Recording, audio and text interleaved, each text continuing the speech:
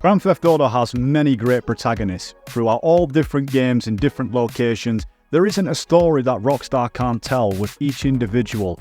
Really sets the tone for the theme and the background of what makes these games so brilliant. There is quite many games we can put names to that really go deep and in depth when it comes to character storytelling, but none quite like GTA, with its different settings in both modern day eras and eras of old, surrounded by real world and true world politics. But of course, one that's a political matter that's spoken about quite much is the idea of a female protagonist in Grand Theft Auto seems to bother a number of people. What happened to the days, guys, as you remember, where we used to play video games and enjoy them without overanalyzing them and relating them to today's political dystopia, which seems to be navigated around crazy agendas? We used to just enjoy a video game, and yes, whilst there might have been a political background, it wasn't the serving story for what made them so great. Within the fickle, special needed GTA community, there's a handful of people that seem to be bothered by the fact that Lucia is going to be the protagonist within GTA 6. Now, I'm not claiming to be a detective specialist myself, but according to some people, apparently Lucia is meant to be this transgender character, given on the fact these guys have got zero evidence to back up any of their claims. Believe me, guys, when I say I don't care about the political world, both left and right. I'm here because I believe we should make video games great again. And yes, like I say, I don't follow any political spectrum, but at the same time I can understand why there is people who really dislike that side of the political spectrum. Yes, you know the ones I'm talking about, the LGBT, who seem to call everything racist and homophobic that doesn't agree with their information. Understandably, people are going to say GTA 6 could be woke by today's standards, and of course you naturally would, given on the fact that a lot of movies within the industry as well have turned out to be that way, with the woke virtue signalling which is quite clearly passing on certain agendas to push a certain narrative. In also doing that means cancelling other content creators, in which most developers tend to cave in, and Rockstar themselves have been known to cave in certain situations. Infiltration is definitely something that exists within the industry. I thought Solid Snake was the best at sneaking and infiltrating bases, but it turns out that this community of people are definitely putting their influence and power over things that people love. It's like everything's just censored and catered around an agenda, and sadly, that is the case for today. It's not a case of gender or sexual preferences, but it seems to be something that is widely oversaturated within today's gaming industry, as well as race, which, why does it matter? If the game is going to be good and the story is in great detail and isn't trying to push some woke narrative or whatever agenda it has, and the game's staying true to its core elements that make them brilliant, then that's all we need. See, I'm one of those who doesn't get my hopes up too high, and naturally by today's standards, how can you? But at the same time, I won't judge something unless I actually see it for my own eyes to see that I know that it's going to be good or bad.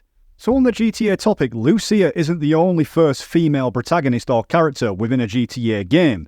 But one thing that really gets me kind of weirded out is the fact that there's people that come up with these wild theories and don't like the idea of playing as a Latina woman in GTA.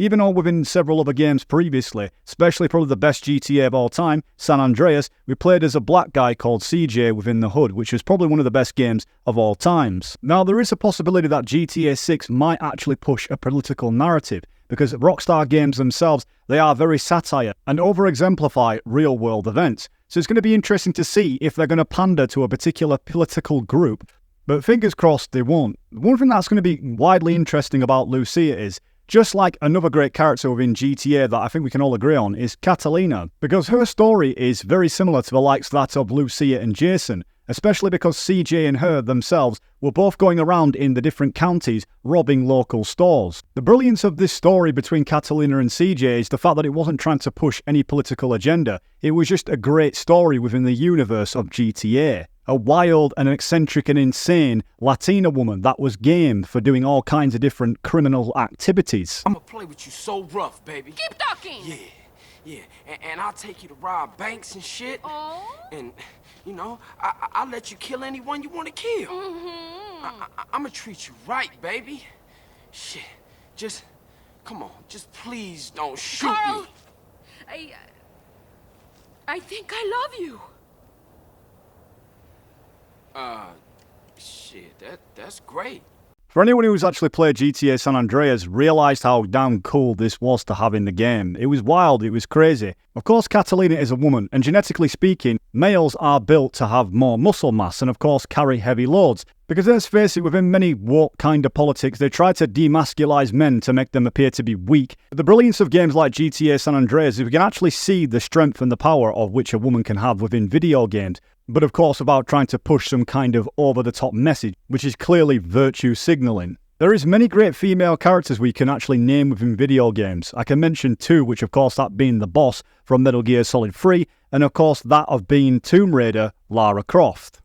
The thing is that really is a great example is the boss. Yes, she kicks ass. She actually beats Snake several times within CQC hand-to-hand battles. But the cool thing about it is it doesn't try to push any kind of political message. You can understand why the boss is as good as she is, because she has an amazing backstory from being a World War veteran and learning such skills that she's developed over the years. Having personal feelings about your comrades is one of the worst sins you can commit. Politics determine who you face on the battlefield.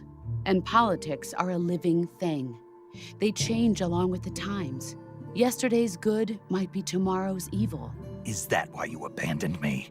No, it had nothing to do with you. I already told you, Jack. I was on a top-secret mission. A soldier has to follow whatever orders he's given. It's not his place to question why. It's the very fact that these games are so set apart from what it is that these agendas try to push, because it shows that these female characters with both great intuition and great fantastic combat experience that make them so lovable, because these female protagonists and characters have a great wide story that isn't based around an agenda, but based around their own personal story to demonstrate why it is that they are so damn good and that they have the capability to do what men do. I think anyone who's smart realises it's not the fact we play as these brilliant female protagonists, it's the idea that there's an agenda behind a lot of what we see today, because there's no doubt the likes of the boss and Lara Croft are brilliant within video games. And not just within games, but with movie as well. If any of you guys have never seen the movie Kill Bill, I couldn't highly suggest to watch any movie that stars a female protagonist in a badass role. I guess the point I'm trying to make is these stupid blasphemous comments that seem to be circulating Twitter as of late don't hold any merit, especially when there's no proof behind the very statements in which they make. Well guys, that's pretty much all I've got to say for today's video. GTA 6 is yet to hit our screens, but when it does, only then can we then judge the game, rightfully so. But if there's one thing that is very undeniable, Rockstar storytelling is second to none. I'm the Voicebox guys, thank you for watching, and I'll speak to you all soon.